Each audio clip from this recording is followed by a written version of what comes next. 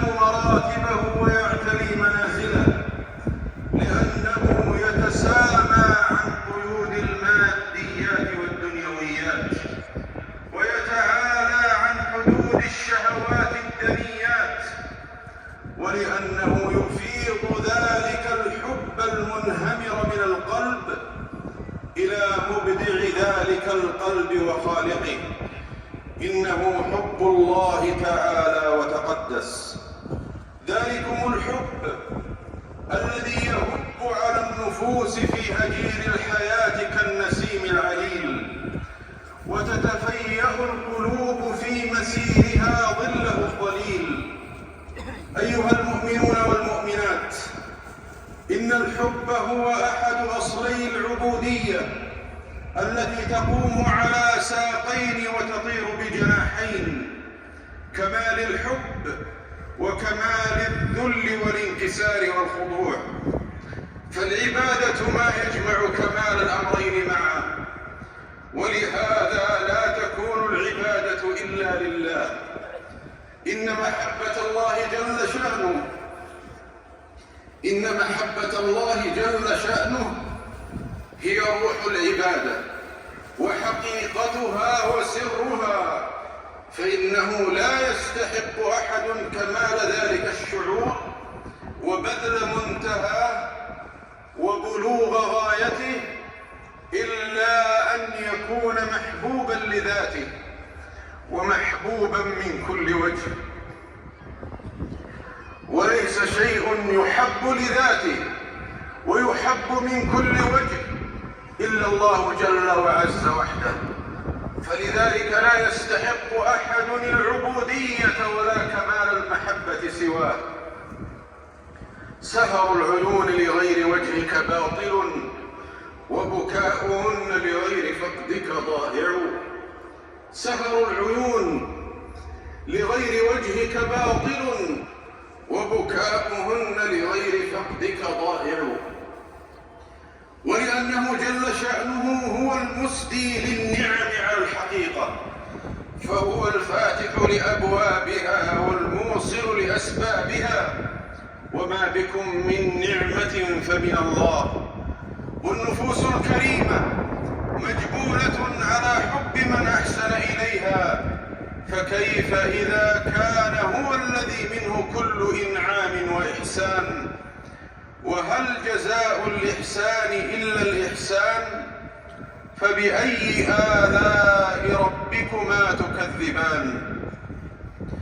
ولذلك المعنى الجليل قال صلى الله عليه وسلم: سيد الاستغفار أن يقول العبد: اللهم أنت ربي لا إله إلا أنت، خلقتني وأنا عبدك وأنا على عهدك ووعدك ما استطعت، أعوذ بك من شر ما صنعت، أبوء لك بنعمتك علي وأبوء لك بذنبي فاغفر لي فإنه لا يغفر الذنوب إلا أنت. فالعبد بقوله في استغفاره: أبوء لك بنعمتك علي وأبوء لك بذنبي، يجمع بين ملاحظة منة الله عليه ومطالعة عيب النفس ونقصان العمل. فملاحظة صنوف المنن تحمله على كمال المحبة، فملاحظة صنوف المنن تحمله على كمال المحبة لموليها ومسديها، ومطالعة عيب النفس ونقصان العمل تحمله على كمال الذل والانكسار والافتقار والتوبة كل وقت.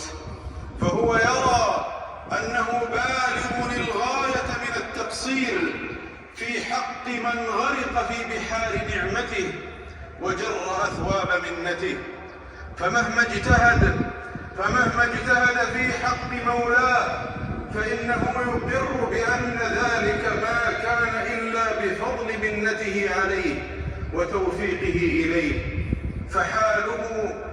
فحاله كما قال القائل: أزجي له درر الثناء وإنما أزجي له ما كان من نعمائه، كالبحر يمطره السحاب وما له فضل عليه لأنه من مائه. ولما كان نبينا صلى الله عليه وسلم أعلم الخلق بالله وأكملهم عبودية لمولاه، كان أكثرهم له استغفارا وتوبة وإنابة. قال أبو هريرة رضي الله عنه: سمعت رسول الله صلى الله عليه وسلم يقول: والله إني لأستغفر الله وأتوب إليه في اليوم أكثر من 70 مرة. هذا وهو صلى الله عليه وسلم قد غفر له ربه ما تقدم من ذنبه وما تأخر، ولكنها المحبة الصادقة التي تترجم تلك العبودية الكاملة من ذلك النبي الكريم صلوات الله وسلامه عليه.